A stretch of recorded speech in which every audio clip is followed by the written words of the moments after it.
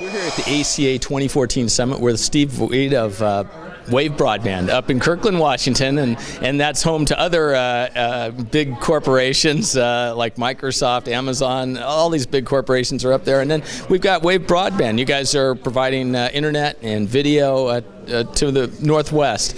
Our company, we have we crossed that line quite some time ago. We have about 25% more broadband customers than video. Partly because we have port video penetration in a lot of markets, so the companies are required, but I think partly because that's been the focus of our business from the beginning. We named the company Wave Broadband for a reason. We lead with broadband. That's the product our consumers love. You've really become, it seems like, a broadband company. Why don't you tell us about that evolution, if you will? Yeah, we're focused on broadband both on the residential and the commercial side. Commercial is a huge part of what we're doing.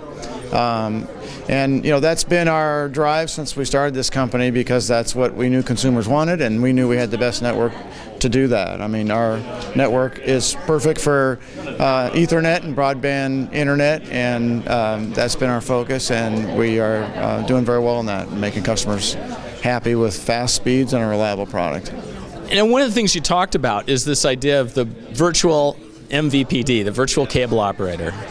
Yeah, I mean, as this has evolved, I mean, we're a cable guy. We started out selling cable TV, but as it's evolved, the price of the content, what the owners of the cable content charge us, has gotten to be so high that we're really just passing through those costs, right? So we sell a great broadband connection, we sell a connection to all the TV sets, but then when customers purchase that basic cable content, almost all of what we're charging is going right to the program, the big 7 program owners of programming content. And if you look at what's happened is our consumers are unhappy with those rates going up all the time, and we're just passing through somebody else's cost. Then you take the technology with all the new set-top boxes coming out. Amazon just announced theirs today. We provide Roku to our customers. We're also just signed a deal with TiVo that we announced a couple weeks ago. Those boxes all connect TVs to the internet, where they can go get content from somebody else directly from the programmer.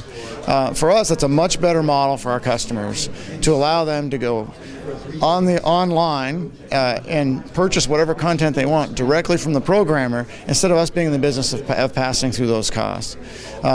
Today you have what I would call over-the-top video providers, Amazon, Netflix, Hulu, where they've bundled content that's different than what cable TV offers.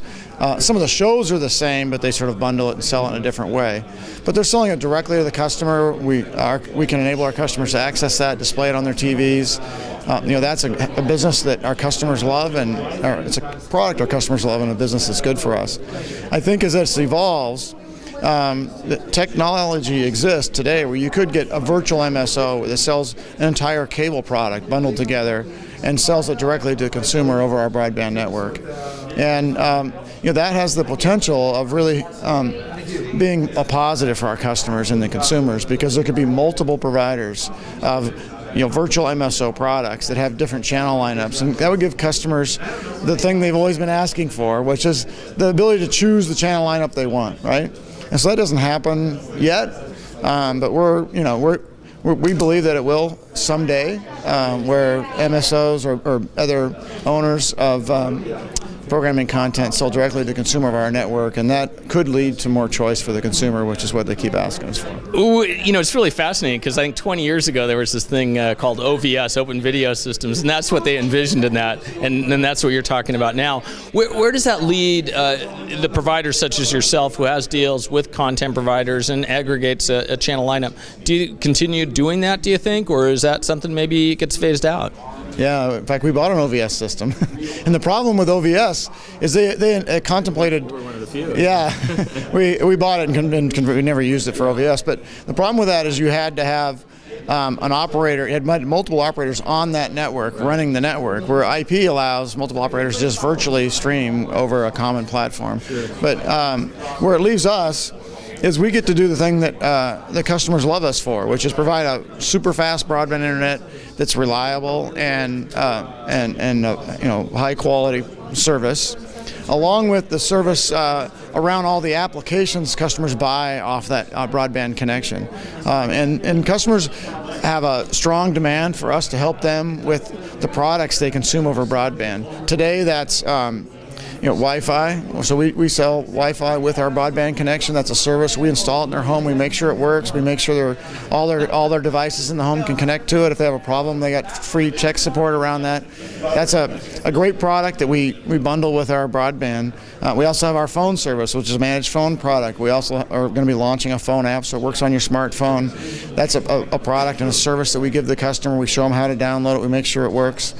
On the video side, it's even more complicated, and I think there's even more demand for customers to have us help them connect all their TVs to the internet, allow all those TVs to access a common DVR, allow all those TVs to access HD content, maybe access live content at some portion as well as over-the-top content, have it search, have it work well and intuitively so it's not complicated.